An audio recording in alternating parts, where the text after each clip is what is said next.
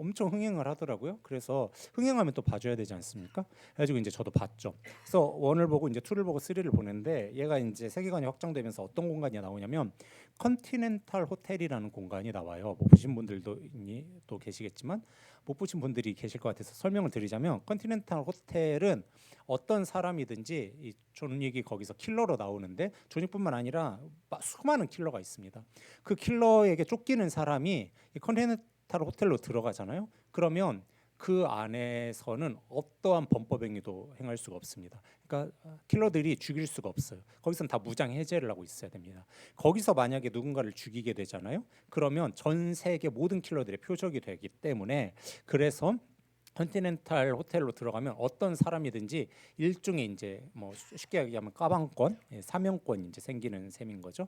영화를 보면서 야 굉장히 재밌는 영화적 장치다라고 생각을 하실지 모르겠지만 사실 이 컨티넨탈 호텔과 같은 장치는 역사상에도 있어 왔고 그리고 뭐 성경에도 잘 아시는 것처럼 등장합니다. 역사상에 여러분들 이제 역사 교육과 예담아 역교과지? 예. 그 저기 뭐야 역교과에서 역사 배우다 보면 그 국사도 배우죠. 예, 그 혹시 벼릅과 소도라는 거 배우셨나요? 아 기억이 안 나요? 벼릅과 소도. 아 그래요? 아 네네네 알겠습니다. 역사교육과가 원래 한 분이 더 계시는데 지금 안 보여서 물어봐야 되는데 안 계시네. 아무튼 그 벼릅과 이제 소도라는 공시가 있는데 여러분들 아마 기억 나시는 분들도 있을 거예요. 소도라는 도시가 있고 그곳에 벼릅이라는 곳이 있습니다. 소도라는 도시에 이 벼릅이라는 공간이 있는데 이 벼릅이라는 공간은 어떤 공간이냐면 정치적이고 종교적인 목적으로 구별해 놓은 공간입니다. 그래서 어떠한 범죄자라 할지라도 그 벼릅이라는 공간으로 들어가면 컨티넨탈 호텔처럼 보호받을 수 있는 공간이 벼릅이라는 공간입니다. 이 벼릅이 우리나라 이제 뭐 사만 배우잖아요. 사만 기억나니? 예, 사만에 이제 그 벼릅이 있었어요. 근데 이게 몽골에도 있었고 고대 근동 사회의 여러 국가에도 있었고 호주에서도 볼 수 있고 전 세계에서 전체적으로 볼 수 있는 게 이 벼릅이라는 곳입니다. 그러니까 성경에서는 이거를 도피성이라고 하는데 도피성과 굉장히 유사한 형태의 공간이 벼릅에도 나오고 몽골에도 나오고 그다음에 전 세계 곳곳에 우리가 그 흔적을 찾아볼 수가 있는 거예요. 근데 이렇게 배우면 이제 여러분들 중에 뭐 엄격한 관리자형에다가 뭐 역사 교육을 전공한 그런 분들은 생각을 할 수도 있을 거예요. 아니 그러면 성경에 나와 있는 구별된 도시와 벼릅이라고 하는 도시가 차이가 없는 것 아닌가라고 생각을 하실 수 있는데 차이가 없는 것처럼 보이는데 사실은 아주 미묘한 차이가 있고 이 미묘한 차이가 굉장히 큰 결과와 굉장히 큰 메시지를 우리에게 전달해주고 있습니다. 그래서 이거를 좀 보셔야 되는데 벼릅이라고 하는 공간 어떤 사람 어떤 범죄자라고 해도 그곳에 도망가면 보호를 받을 수 있습니다. 여러분 이게 그냥 스쳐 지나가듯이 생각을 하면은 어떻게 생각이 드냐면 굉장히 좋은 도시네 야 굉장히 좋은 제도다라고 생각이 들 수 있을 것 같은데 곰곰이 조금만 깊게 생각해 보면 이거는 진짜 악랄한 곳입니다. 왜냐하면 여러분 어떤 범죄자래요? 성범죄자, 살인자, 아주 심한 강도 상해자 이런 사람들도 그 벼릅이라는 곳으로 도망가면 보호받는 겁니다. 왜 이런 곳을 만들었겠어요? 역사를 공부하다 보면 이런 곳을 왜 만들었는지에 대해서 온갖 가문이설을 붙이는데 사실 이곳을 만든 이유는 진짜 간단합니다. 왜 만들었겠어요? 정치적이고 종교적인 힘을 과시하기 위해서 만들었어요. 우리 종교가 내가 믿는 종교가 우리 국교가 법 위에 있다라는 것을 보여주고 싶어서 이걸 만든 겁니다. 그렇기 때문에 법 위에 있으려면 어떤 범죄자라도 이 도시에 들어오면 보호를 받게 이 장치를 해놓은 겁니다. 그래서 우리 종교는 우리 국교는 법 위에 있어라는 그 힘을 과시하기 위해서 이 도시를 만들었어요. 그러다 보니까 이렇게 불합리하죠.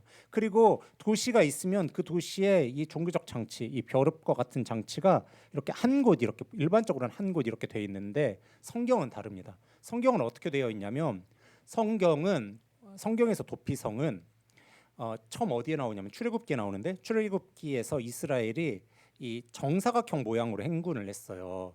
정사각형 모양이면 어디에서도 도망을 갔을 때 같은 거리로 만들려면 가운데에 있으면 되잖아요. 그죠? 그래서 도피성을 출애굽 당시에는 정사각형 모양의 가운데에 있었습니다. 근데 얘네들이 이스라엘 그 가나안 땅에 정착을 하고 난 다음에는 이 정사각형 모양의 지도가 직사각형으로 바뀌었어요. 이스라엘의 지도는 키조개 같이 생겼습니다. 그러면 가운데 한 곳만 있으면 형평성에 맞습니까? 안 맞습니까? 안 맞죠. 위에 있는 사람은 엄청 오래 걸리고 옆에 있는 사람은 금방 갈 거 아니에요. 그래서 이스라엘은 장치를 총 몇 군데에다가 두었냐면 6군데에 두었는데 지도로 한번 보여주시겠습니까? 이 지도를 보면은 이스라엘은 총 6군데에 이 도피성을 만들었습니다. 그래서 보시면은 저기 별표로 되어 있는 노란색 별표로 되어 있는 곳에 6곳이 이스라엘의 도피성이었는데 이렇게 보면은 마음에 이제 안 와닿고 제가 한 장면을 더 보여드릴게요. 이렇게 봐야 좀 마음에 와닿습니다. 여러분 동그라미 되어 있어요. 이게 성경이 이거를 뭐라고 표현하냐면 하룻밤 내달릴 수 있는 거리 이렇게 되어 있습니다. 그러니까 이스라엘은 어떤 지파든지 간에 하룻밤을 달리면은 저 도피성 안으로 들어갈 수가 있었어요. 그래서 다른 뭐 벼릅이나 아니면 고대근동 사회의 다른 곳들이 만들어 놓은 도피성과 큰 차이를 보이는 게 뭐냐면 걔네들은 정치적 목적을 과시하고 싶어서 한 곳에 자신의 정치적으로 신성시 여기는 한 곳에만 이렇게 딱 국한되어 있는 반면에 이스라엘은 종교적 힘을 과시하려는 목적이 아니라 진짜 사람의 생명을 살리기 위해서 만들어 놓은 거라 어디서든지 도망가도 어디서든지 피해도 하룻밤길에 다 도달할 수 있도록 분산해서 형평성에 맞게 만들어 놨습니다. 그리고 벼룩과 같은 도시는 흉악 범죄자가 도망가도 살 수 있는데 이스라엘은 아니었습니다. 이스라엘은 흉악 범죄자 반드시 처벌합니다. 누구만 그곳에 도망갔을 때 보호를 받을 수 있냐면 오늘 본문인 4절을 보면 4절을 한번 보여주시겠습니까? 뭐라고 되어 있냐면 뭐라고 되어 있어요? 죄송합니다. 제가 4절이 아니라 죄송해요. 네, 3절을 보여주시겠습니까? 3절에 보면 뭐라고 되어 있냐면 부지중해라고 이렇게 되어 있습니다. 부지중해가 뭐 말이 좀 어려우시면 이게 히브리어를 직역해놔서 저렇게 되어 있어요. 히브리어에는 어떻게 되어 있냐면 지식이 없이라고 되어 있습니다. 그러니까 알에 대한 개념이 없이 실수로 사람을 죽인 사람이에요. 그러니까 예를 들면 이런 겁니다. 제가 어떤 사람과 이 나무를 하러 올라가 가지고 나무 도끼질을 하다가 이 도끼 자루가 부러져 가지고 이 쇠 날이 날아가서 그 사람을 죽이면 그러면 이제 제가 알고 죽인 게 아니잖아요. 실수로 죽인 거잖아요.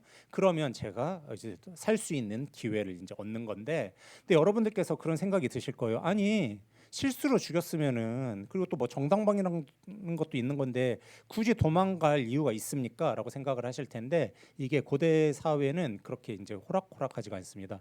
여러분 저는 무엇을 되게 좋아하냐면 제가 굉장히 좋아하는 TV 프로그램이 있는데 그게 제가 뭐 지금은 아닌데 보통은 주일 예배가 다 끝나면 집에 가서 그거를 딱 보는 게 낙이었어요. 그게 뭐냐면 그것이 알고 싶다거든요.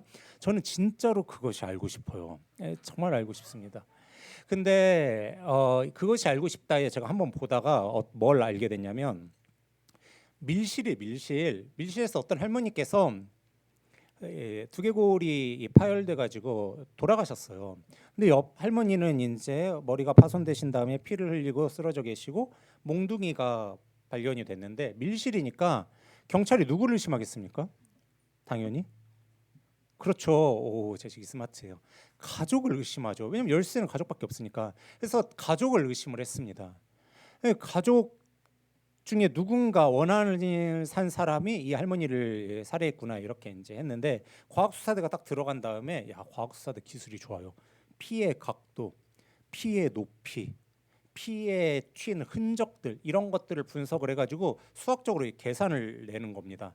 계산을 내면 뭘 알 수 있냐면 방망이가 어느 위치에서 어디로 때렸는지 그게 그 각도가 나오더라고요. 그 각도에 의해서 계산을 해본 결과 할머니가 스스로 당신을 그러니까 자살인 거죠, 자살.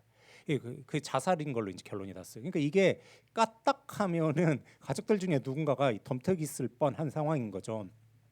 근래에 들어서야 이 사람의 잘못이 부지중인 건지 정당방위인 건지 아니면 정당방위가 아닌 건지 과학수사로 알 수가 있지 고대근동 사회에서는 알 길이 없습니다. 알 길이 없으면 고대근동 사회에서 통용되는 법칙 하에 의해서 죽일 수가 있었어요. 고대근동 사회에서 통용되는 법칙은 뭡니까? 눈에는 눈, 이에는 이 아닙니까? 그러니까 누군가가 죽였으면 나도 죽일 수가 있는 겁니다. 이거 이제 잠깐 설교를 스탑하고 제가 한 가지 설명을 드릴게요. 이 설명 없으면 오해하시는 분들이 있어서 제가 설명을 드리는데 눈에는 눈, 이에는 이에 대해서 사람들이 오해를 하고 계시는데 고대근동 사회는 원래는 눈에는 눈, 이에는 이가 아닙니다.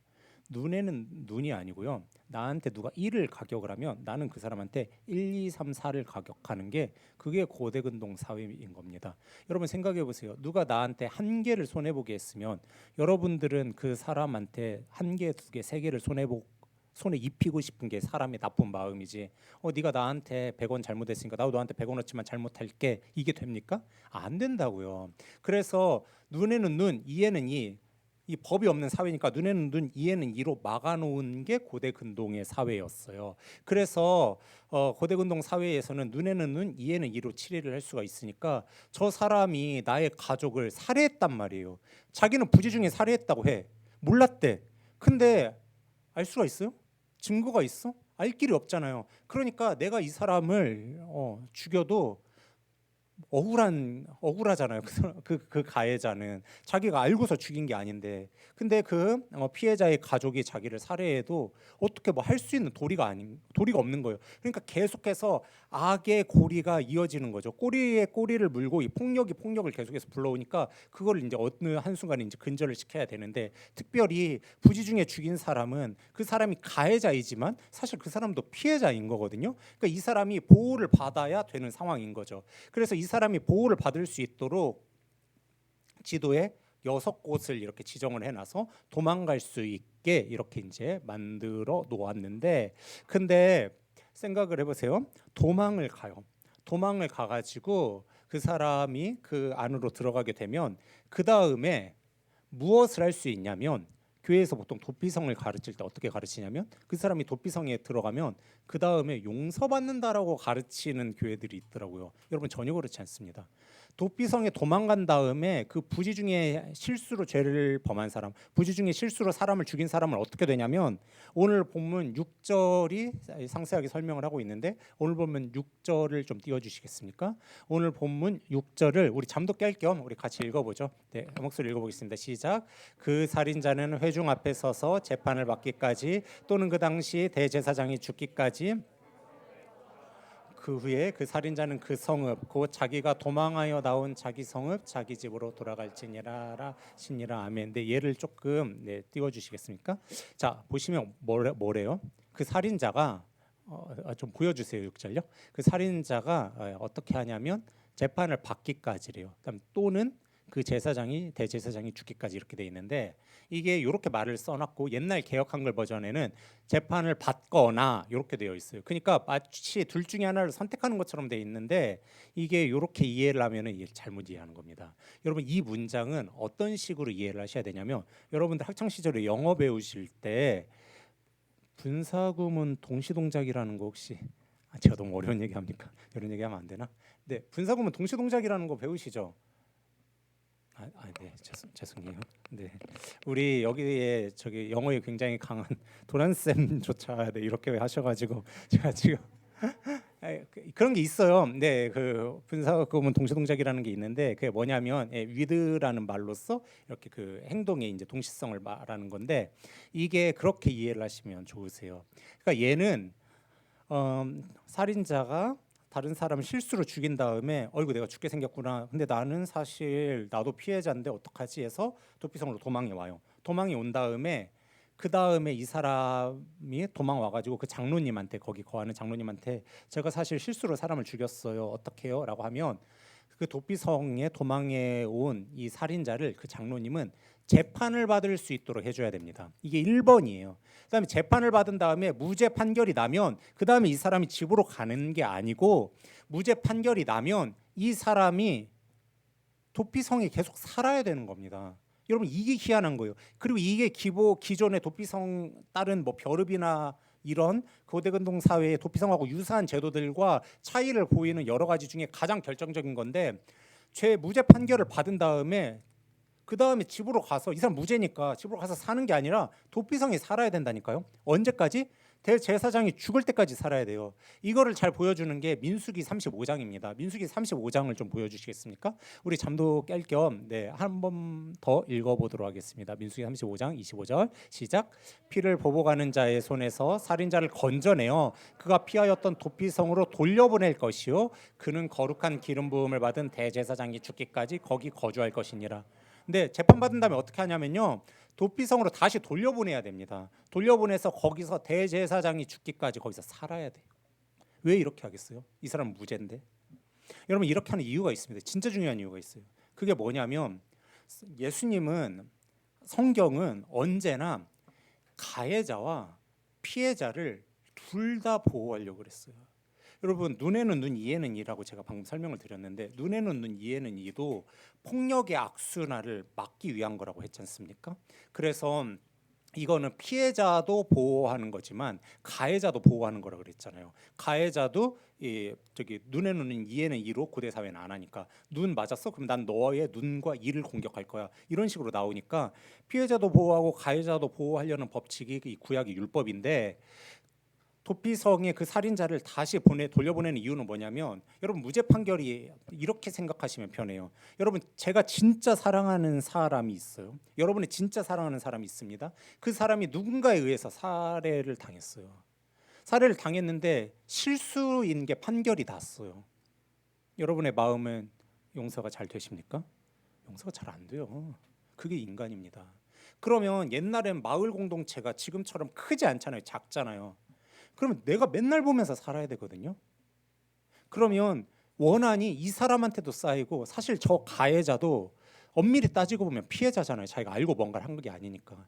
저 사람도 불편한 거예요. 그러니까 서로 안 좋은 거죠. 그래서 이 문제가 시간이 지남에 따라 잠잠해질 때까지, 서로 잊혀질 때까지 둘을 떼어놓는 겁니다. 그래서 가해자도 떼어내서 보호받을 수 있도록 도피성 안으로 넣어놓고, 이 피해자 가족도 시간이 지나서 거기에 좀 이 가해자의 얼굴을 보지 않으면서 좀 마음이 진정될 때까지 거리를 두는 겁니다. 언제까지요? 대제사장이 죽을 때까지. 그래서 가해자도 보호하고 피해자도 보호하려는 제도가 이렇게 엄청 세심하고 엄청 깊고 엄청 섬세한 마음이 도피성 안에 담겨 있는 겁니다. 뿐만 아니라 도피성은 한 가지 정신을 더 보여주는데, 그게 뭐냐면, 성경에 도피성에 대해서 이야기를 할 때 부지 중에 죄 지은 사람 있잖아요. 이 가해자, 사실 이 사람도 엄밀히 얘기하면 피해자인데, 어쨌든 이 사람이 실수라 하더라도 누군가를 죽인 거니까 이 사람한테 도의적 책임이 있다라고 성경은 이야기합니다. 죄 없다라고 말하지 않고 도의적 책임이 있다라고 이야기를 해요. 그러면서 이 가해자가 누구의 마음을 좀 알아주기를 원하냐면, 이 피해자들, 이 피해의 유가족들의 마음을 알아주기를 바라는 게 성경의 정신인 겁니다. 그래서 가해자가 그 도피성에, 자기 고향으로도 못 돌아가고 이 도피성에서 살면서 이 피해자들의 마음이 좀 진정이 될 때까지 이 사람도 일종의 도의적인 책임을 가지고 좀 그곳에 있다가, 이 사람이 대제사장이 죽었을 때 고향으로 돌아오면 그 마을 단위 전체가 이 가해자도 충분한 시간을 가지고 고향을 떠나서 힘든 시간을 보냈기 때문에, 이 피해자의 가족들도 충분히 이제는 좀 괜찮아졌기 때문에 공동체 단위에서 이 가해자도 이 피해자도 그곳에서 이제 시간이 많이 지났으니까 같이 공동체 생활을 할 수 있도록 만든 게 도피성 제도예요. 그래서 도피성 제도는 가만히 들여다보면 아주 세심하고 아주 철저합니다. 그래서 이 도피성 제도가 보여주는 것은 무엇이냐면, 이 가해자도 일종의 도의적 책임을 가지고 이 피해자 가족들을 향한 안타까운 마음을 가지라고 성경이 이야기를 하고 있는 겁니다. 이게 도피성 제도가 보여주는 거예요. 우리가 도피성을 이렇게 읽을 때, 여호수아 20장 도피성을 이렇게 읽을 때 도피성 제도를 보고 이런 게 있었구나 하는 것으로 여러분들의 삶에 어떤 적용을 할 수 있습니까? 지금 현대 사회에 도피성이라는 게 있어요? 없지 않습니까? 현대 사회에 부지 중에 실수로 죄를 지은 다음에 뭔가 어디로 도망갈 수 있는 게 있습니까? 없어요.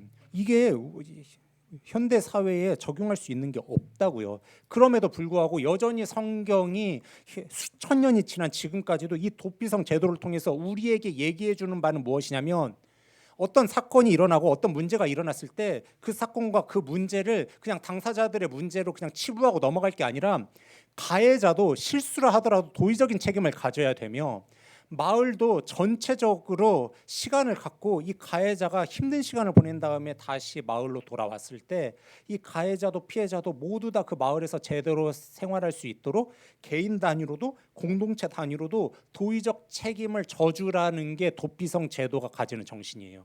여러분, 우리가 성경을 읽으면서 그 메시지를 문자적으로만 받을 게 아니라 그 성경이 전하고자 하는 메시지를, 그 정신을 캐치해야 되는데, 오늘 여호수아 20장이 우리에게 보여주는 정신은 무엇이냐면 공동체 단위로도 개인 단위로도 도의적 책임을 져야 된다라는 게 오늘 본문이 보여주고자 하는 메시지입니다.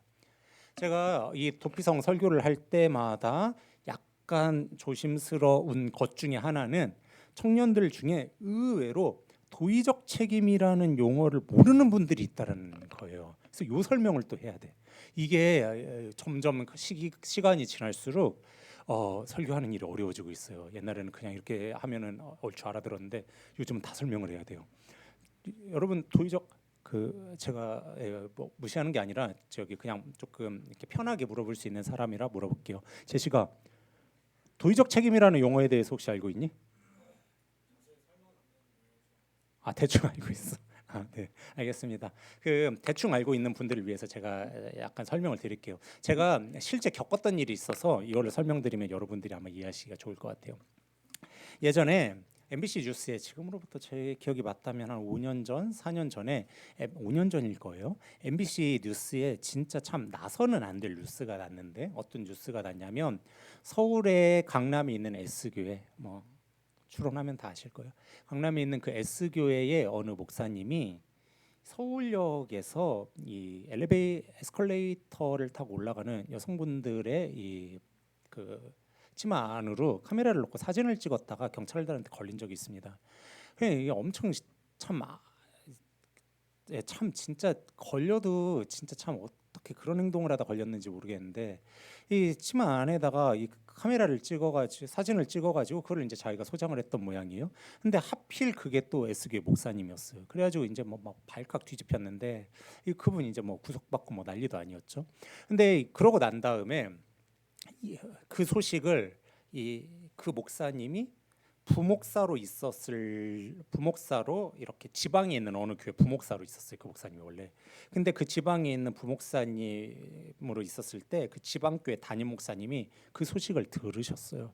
그 소식을 듣고, 여러분 같으면 저 같으면 저는 되게 그릇이 작고 못난 사람이라 엄청 화를 냈을 것 같아요. 그리고 아니, 그런 모자란 사람을 내가 부목사로 데리고 있었단 말이야 하면서 막 부역자들 다 소집해가지고 걔 우리 교회 출신 아니라고 그냥 다 함구하라고 저라면 이렇게 했을 것 같아요. 어떻게든 무마하려고 하지 그거를 막 오픈하지 못했을 것 같아요. 너무 창피하지 않습니까? 우리 교회 출신이라는 게. 근데 그 목사님은 그 사실을 알고 굉장히 괴로워하셨어요. 괴로워하고 당신 사비 500만 원을 그 범죄하신 목사님 통장으로 입금을 해준 다음에 그 목사님께 전화를 했대요. 그래서 너를 잘못 지도한 건 내 책임이다. 이게 도의적 책임이에요. 예. 너를 잘못 지도한 건 내 책임이다. 그분이 무슨 책임이 있겠어요, 사실. 근데 내 책임이다. 내가 너를 잘못 지도해서 이렇게 된 거다. 이 500만 원으로 정신과 치료를 받고 너 목회자 하지 말고 제발 성도로 거듭나라라고 이렇게 말씀하셨어요. 이게 도의적 책임입니다. 어떤 한 사람의 문제에 대해서 이렇게 하는 게 아니라 나도 책임감이 있지 해서 그 책임감을 가지고 와가지고 그 책임감에 대해서 마음 아파하고 책임을 지는 게, 이게 도의적 책임이에요. 이게 사실은 교회가 가져야 되는 모습 중에 하나입니다. 제가 예전에 담임 목사님께서 저한테 이제 해주신 이야기인데, 담임 목사님께서 그 한때 우리나라에 되게 유명한 헤어샵에 가서 오전 그 예배를 인도하셨다고 했었어요. 한 9년 다니셨다고 저는 알고 있습니다. 우리나라에서 제일 큰 어떤 헤어 프랜차이즈였다고 했는데, 그 헤어샵에 가가지고 이 말씀을 가르치셨는데, 그때 당시에 우리나라가 제 기억이 맞다면 어떤 이슈하에 있었냐면 정광훈 이슈에 있었습니다. 정광훈 이슈는 제가 설명 안 드려도 여러분 잘 알고 계시죠? 그래서 정광훈 때문에 막 교회가 엄청 욕을 먹고 있는 때였어요. 근데 그때 목사님께서 설교를 다 마치고 거기 있는 그 20대 유명한 이제 헤어샵이니까 20대 이렇게 헤어 디자이너들이 많잖아요. 그 20대 헤어 디자이너들에게 이렇게 얘기를 했다고 해요. 내가 한국계를 대표하는 사람도 아니고 나는 유명한 사람도 아니고 나는 아무것도 아니고 나는 정광훈과 연관되어 있는 사람도 아니지만 내가 그 목사의 한 사람으로서 여러분들한테 너무 죄송합니다 이렇게 얘기를 했대요. 그러자 그 헤어샵에 있는 그 사람들 넌 크리스찬들이거든요. 그 헤어 디자이너들이 9년 동안 설교하는 동안에 한 번도 리액션을 안 보이다가 그때는 목사님께 박수를 쳐줬대요. 그게 도의적 책임입니다. 여러분 이 도의적 책임에 대해서 사실 잘 생각해 보시면은 의외로 교회에서의 가르침이 적지만 사실 성경은 도의적 책임에 대해서 우리에게 여러 곳에서 이야기를 해주고 있기 때문에 제가 오늘 이 말씀을 가지고 왔습니다. 청년들 우리가 살다 보면은 교회 공동체 안에도 그 다음에 우리가 사회에서 크리스찬으로서 살아가면서도 여러 가지 문제에 휘말릴 때가 많습니다. 어떤 사람들이 우리에게 물어봐요. 야 교회는 왜 그래? 교회 다니는 사람 왜 그래? 나는 크리스찬 안 믿어. 야 나는 기독교 참 입에 담기 그렇지만 기독교라고 생각해라고 하면서 이런 걸 할 때 우리의 마음에 드는 생각은 무엇이냐면 반발하고 싶은 생각이 들지 따져먹고 싶은 생각이 들지 야 나는 달라 요 얘기를 하고 싶지 그것에 대해서 도의적 책임을 지겠다라는 생각이 사실은 우리 안에 없습니다. 그런데 우리가 성경대로 살아가려면 무엇을 해야 되냐면 도의적 책임을 져야지 됩니다. 여러분 교회 안에 여러 가지 일들이 이렇게 일어날 때가 있습니다. 그때 우리는 무엇을 하냐면 야 그거는 걔가 잘못했어. 요거는 요거 얘가 잘못했어. 이렇게 그 잘잘못의 이 우선순위를 따집니다. 근데 그것은 교회가 아닙니다. 교회가 해야 되는 것은 무엇이냐면 도의적 책임을 나도 지고 쟤도 지고 다 함께 지는 겁니다. 그게 교회가 해줘야 되는 모습입니다. 그래서 도피성을 학자들은 다른 네이밍을 붙여요. 그게 무엇이냐면 뭐겠어요? 오늘 설교 제목에 있죠. 안아줌의 성이라고 이렇게 이야기를 합니다. 저는 도피성이라는 이름보다 안아줌의 성이라는 이름이 훨씬 더 정신을 잘 보여준다라고 생각을 합니다. 여러분 이 안아줌의 성이 되어야 되는 게 한국교회인 우리고 또 우리의 공동체입니다. 우리 교회도 그리고 우리 공동체도 또 여러분 각자와 저도 이 안아줌의 성이 될 수 있었으면 좋겠습니다. 그래서 어떤 문제와 어떤 어려움과 어떤 사건과 사고 앞에서 우리가 거기에 대해서 도의적 책임을 같이 지는 그러한 사람들이 되었으면 좋겠습니다. 제가 실제로 겪었던 어떤 그 예화를 좀 설명을 드리면 좋겠는데 여러분들에게 한번 그런 이야기를 했을 겁니다. 제가 어느 날 사역을 할 때 사역을 하다가 그 이야기 했을 때 여러분들이 막 이렇게 되게 화들짝 놀라는 모습에 제가 오히려 더 놀랐는데 이 목회자들의 세계도 참 사람 사는 세계이기 때문에 좀 안 겪어야 되는 일들을 겪기도 한다라고 이제 그렇게 제가 말씀을 드렸지 않습니까? 제가 어느 교회에서 사역을 할 때 저한테 이렇게 어떤 목사님이 막 의자를 던졌다 이런 얘기를 여러분들에게 했을 거예요. 제가 그 교회에 부임해 간지 그땐 전도사 때였거든요. 전도사로 부임해 간지 3개월이 안 지났을 때였는데 그 목사님이 저에게 의자를 던지는 그 공격적인 행동을 제가 당한 다음에 제가 너무 괴로웠어요. 그래서 이 교회를 사임해야 되나 말아야 되나를 놓고 굉장히 고민을 많이 했습니다. 그리고 그러다가 제가 1년은 있자. 왜냐하면 내가 3개월 만에 사임을 하게 되면 그때 지도했던 학생들한테 이게 좋은 꼴이 아니다. 그러니까 내가 1년은 여기서 사역을 하자 생각을 했습니다. 그리고 1년간 그곳에서 사역을 하는 동안에도 그와 비슷한 일이 왕왕 있었어요. 제가 그런 일들을 인격 모독을 겪을 때마다 너무 괴로웠고 하나님께서 저에게 이러한 일들을 왜 허락하셨나 싶었어요. 너무너무 힘들었습니다. 그리고 이제 1년을 다 채웠습니다. 1년을 다 채우고 사임해야겠다라는 생각이 들었습니다. 그리고 담임 목사님께 갔어요. 목사님 제가 사임하고 싶습니다 이야기했어요. 그리고 목사님께는 차마 그 얘기는 못했어요. 그 얘기는 못했는데 사임하고 싶다라고 했어요. 그런데 목사님께서 저한테 막 극구 말리시는 거예요. 그래서 제가 한 번만 더 고민을 해보겠습니다라고 하고 고민을 하고 기도하는 중에 그 제가 맡았던 부서가 1년마다 사역자가 바뀌었거든요. 1년마다 사역자가 바뀌었는데 학생들을 향한 안타까운 마음을 저에게 하나님께서 주셔서 내가 여기에 1년만 더 있자 하는 생각이 들어서 1년을 더 있었습니다. 그래서 이제 2년을 있는데 2년 있고 나서 제가 이제 도무지 못 있겠어서 사임을 하고 나왔어요. 사임을 하고 나왔는데 담임 목사님께서 그 교회 담임 목사님께서 저에게 사임하고 나온 다음에 전화를 주셨어요. 그리고는 제가 전화를 받았는데 그분이 뭐라고 하셨냐면 최전도사, 너가 있는 동안에 내가 너를 제대로 못 돌봐줘서 너무 미안해, 이렇게 얘기를 하시더라고요. 그분이 미안할 게 뭐 있어요. 근데 내가 잘 내가 이렇게 잘했어야 되는데 내가 잘 못했어, 너무 미안해. 그러면서 저한테 돈을 보내주셨어요. 돈 보내주셔서 감동을 받은 게 아니고 돈을 보내주셨어요. 그러면서 저한테 뭐라 그랬냐면, 너가 행복하게 잘 있다가 마음이 괜찮아지면 언제든지 우리 교회에 전화를 해. 그럼 내가 언제든지 너를 위해 자리를 마련해 놓을게, 이렇게 얘기를 하셨어요. 근데 제가 그때 되게 감사했어요. 왜 감사했냐면 제가 그렇게 인격 모독 당하는 거를 그 교회 수석 목사님은 알고 있었어요. 그 교회 행정 목사님은 알고 있었어요. 그분들이 얼마든지 중재를 해줄 수 있었어요. 근데 그분이 저를 불러다가 뭐라 그랬냐면, 아무한테도 얘기하지 말라고 이렇게 얘기했어요. 왜요? 자기가 수석이고 자기가 행정인데 그 밑에서 사건 사고 나는 게 담임 목사님 귀로 들어가면 자기가 잘 이렇게 어레인지를 못한다라는 소리를 들을까봐 그렇게 저의 입을 함구시키는 걸 보면서 그게 오히려 더 상처였거든요.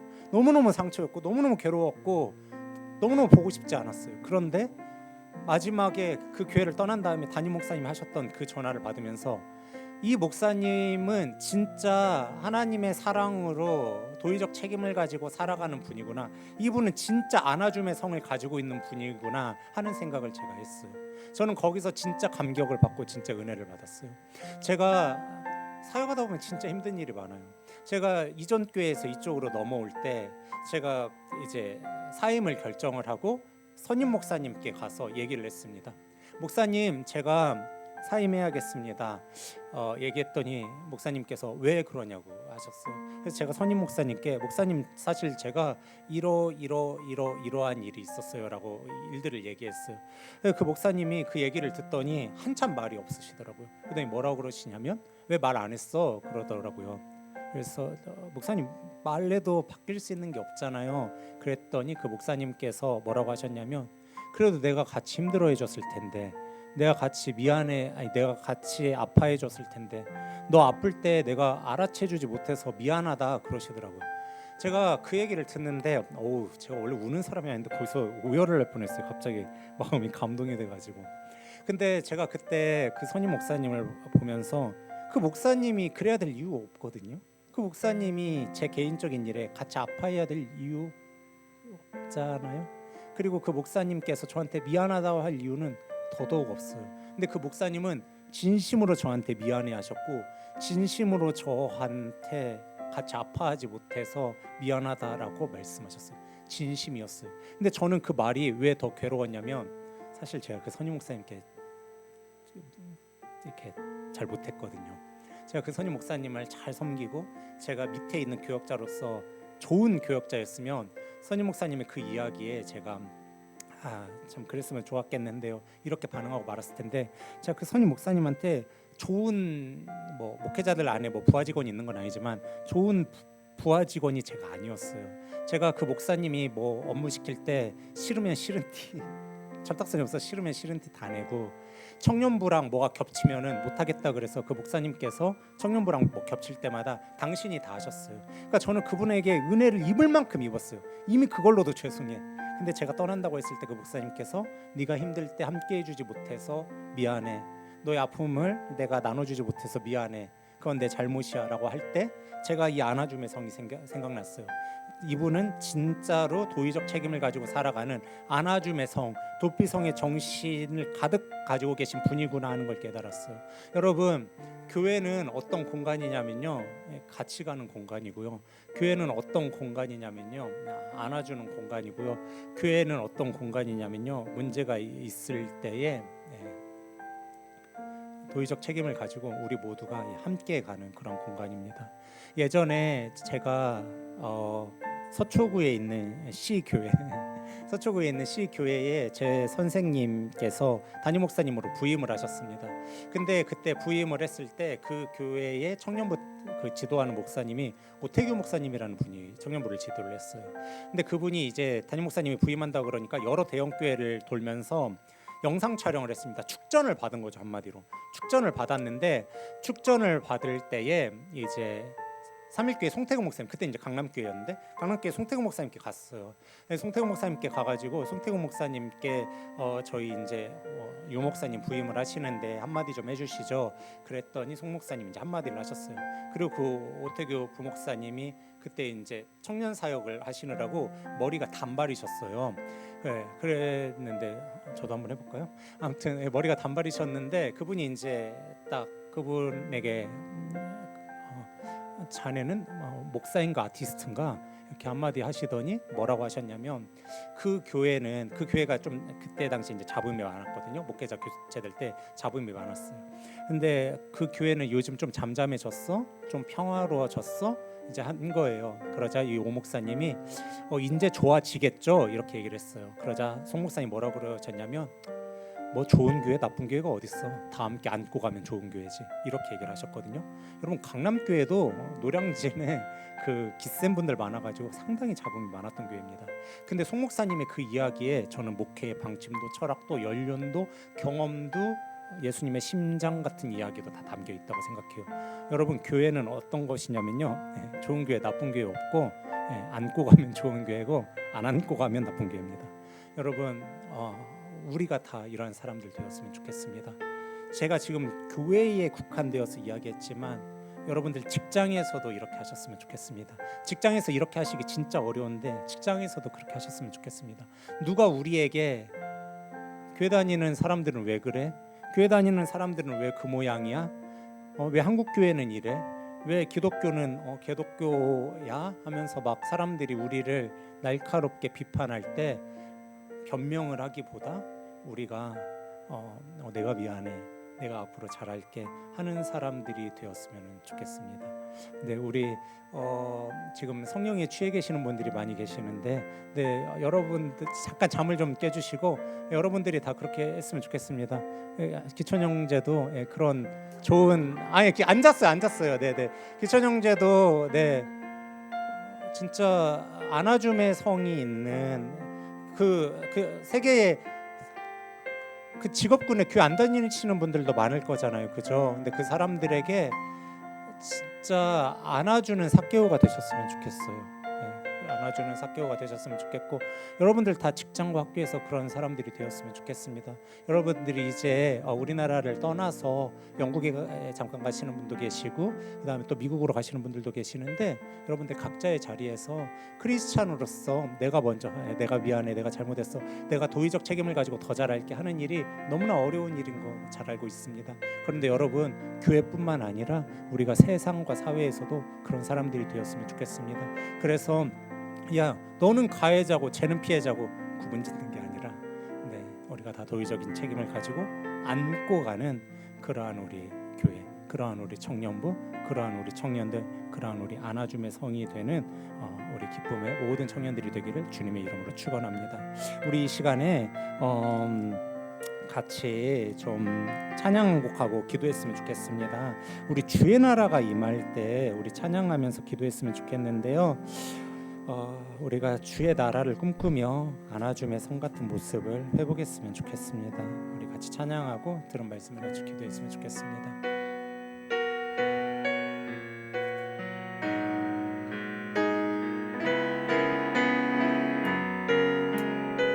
주의 나라가 임할 때 주의 나라가 임할 때 하나님 임재하실 때 예배가 회복되며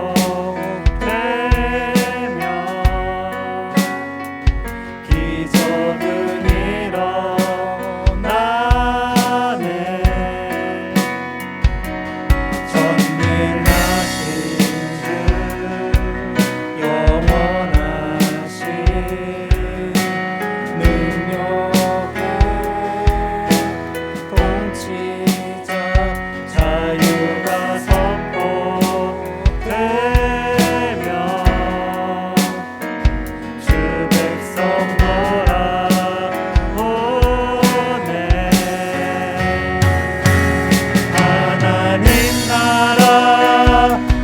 임하소서.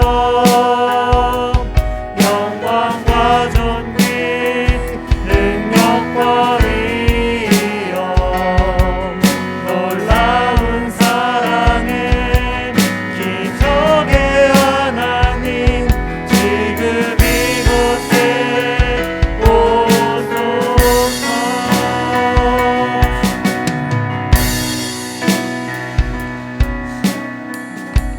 우리 같이 기도했으면 좋겠습니다. 우리 하나님 나라가 임할 때 이러한 모습이 회복되는 줄로 압니다.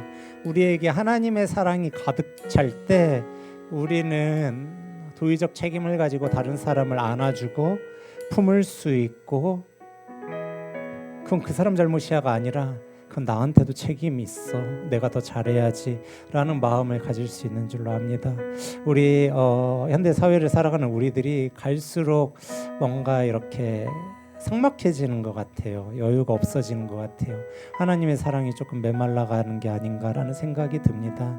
우리 이 시간 우리가 하나님 나라로서의 모습을 회복했으면 좋겠습니다. 그래서 우리 안에 그런 여유가 없는 사람은 하나님 제 안에 여유가 흘러 넘쳐서 다른 사람의 문제도 우리 공동체의 문제도 우리 사회의 문제도 저의 책임으로 제가 안을 수 있는 그런 여유가 저에게 생겼으면 좋겠어요. 이렇게 기도했으면 좋겠고요. 여유가 있는 사람은 하나님 제가 미처 못 깨닫고 있었습니다.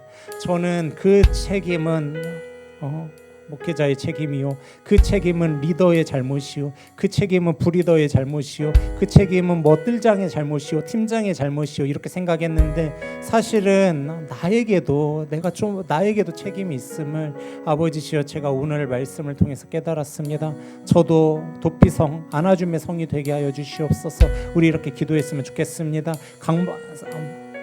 여유가 없는 사람은 주님께 사랑을 구하고, 여유가 있는 사람은 도피성의 모습을, 안아줌의 성의 모습을 가질 수 있게 해달라고 우리 이 시간 한 목소리로 다 같이 기도하도록 하겠습니다. 아버지시여, 우리 안에 그러한 모습들을 주님 회복시켜 주시옵소서. 하나님, 우리가 도의적 책임을 가질 수 있었으면 좋겠습니다. 우리 안에 그러한 사랑과 그러한 여유가 흘러 넘쳤으면 좋겠습니다. 아버지시여, 다른 사람의 문제와 공동체의 문제와 사회의 문제를 아버지시여 그냥 좌시하고 있는 것이 아니라 아버지시여 그 문제를 내 문제처럼 아파했으면 좋겠습니다. 크리스찬인 내가 잘못했지, 크리스찬인 내가 먼저 실수했지, 그것은 그 사람 잘못이야, 그건 이것의 잘못이야, 그건 이게 문제라고 생각하는 게 아니라 내가 더 잘할걸, 내가 품을걸, 내가 안을걸, 내가 더 사랑해줄걸, 하나님 이렇게 생각하는 그런 기쁨의 공동체 되게 하여 주시옵소서. 아버지시여, 우리 안에 메마른 사람 있습니까? 여유 없는 사람 있습니까? 주여 사랑을 부어주시옵소서. 하나님 은혜를 부어주시옵소서. 아버지여 채워주시옵소서. 하나님 공급하여 주시옵소서. 하나님 더 많이 더 풍성하게 주님께서 날로 부어주시옵소서. 아버지시여, 우리 안에 하나님 강막 우리 안에 아버지시여 여유가 있는 사람 있습니까? 하나님 품고 안아줌의 성이 되게 하여 주시옵소서. 하나님 교회는 무엇입니까? 아버지시여, 하나님 서로 안고 가면 그것이 좋은 교회 아니겠습니까? 그것이 주님이 말씀하신 교회 아니겠습니까? 아버지시여, 부지 중에 사람을 죽인 사람, 아버지시여 그 사람이 피해자 가족들의 마음을 보고 아파해야 하듯이 부지 중에 사람을 죽인 사람이 도피성에서 수년간 고생을 한 것을 마을 사람들 전부가 알아주고 피해자 가족들이 알아주고 안아줘야 되듯이 서로가 서로를 안아주는 조이풀 처치 되게 하여 주옵소서. 그래도 사랑 끝까지 사랑하는 조이풀 처치가 되게 하여 주시옵소서. 우리 교회가 그런 교회, 우리 공동체가 그런 공동체, 우리 청년부가 그런 청년부가 되게 하여 주시옵소서. 아버지시여, 우리 청년부가, 우리 공동체가, 우리 교회가 그러한 교회가 될 수 있도록 하나님 역사하여 주시옵소서. 주여, 우리 안에 주시옵소서.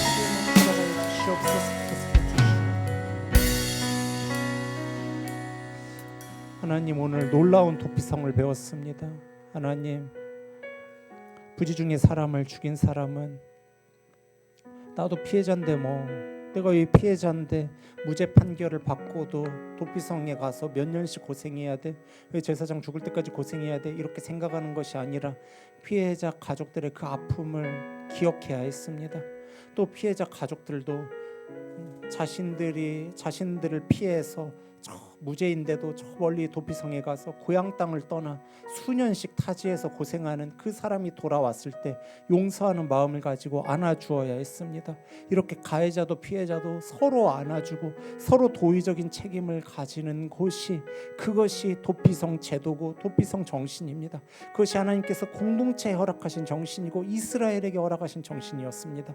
아버지시여, 오늘 저희가 그 말씀을 마음에 새겼사오니 하나님, 저도 그리고 우리 청년부도 그리고 우리 기쁨의 교회도 우리 모두가 이 도의적 책임을 가지고 서로가 서로를 안아주는 좋은 공동체 되게 하여 주시옵소서. 하나님, 세상을 향해서 교회가 많은 지탄과 비판의 대상이 되고 있는 이때에 나는 괜찮은데, 나는 잘하고 있는데 저 사람들이 잘못했어 라고 이렇게 선을 긋는 것이 아니라, 내가 크리스찬으로서 더 잘했어야 되는데, 내가 크리스찬으로서 더 바르게 섰어야 되는데 하는 도의적 책임과 아픔을 가지고 살 수 있는, 그렇게 살아갈 수 있는 우리 모두가 되어서 하나님, 더 좋은 예수님의 자녀의 모습, 더 좋은 예수님의 자녀로서의 공동체의 모습을 가지는 우리 모든 기쁨의 청년들 될 수 있도록 하나님 역사하여 주시옵소서.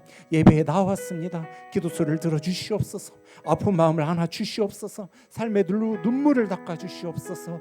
주님께서 속히 응답하여 주시옵소서. 아버지라 말씀하여 주시옵소서. 자녀 삼았다 하셨사오니 아버지시여, 주님의 사랑으로 품어주시고 한 주간의 노고함도 주님께서 알아주시고 주님께서 돌보아 주시고 다스려 주시옵소서.